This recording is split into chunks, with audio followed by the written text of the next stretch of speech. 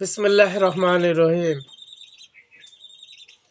মহান দয়ালু পরম আল্লাহর নামে শুরু করছে।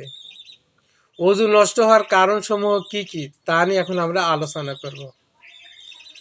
নানা কারণে ওযু নষ্ট হয়, এগুলোর প্রতি আমাদের খেয়াল রাখতে হবে যেন আমাদের ওযু নষ্ট হয়ে না যায়।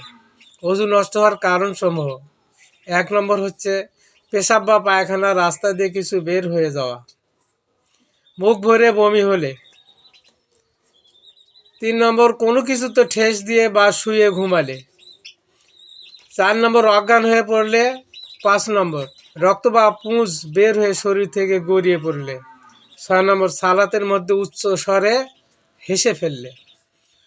ওযু করা ফরজ, ওযু ছাড়া সালাত হয় না। ওযু সম্পর্কে আমাদের সাবধান থাকতে হবে যাতে ওযু নষ্ট না হয়। ওযু নষ্ট হলে আবার নতুন করে আমরা ওযু করে নেব।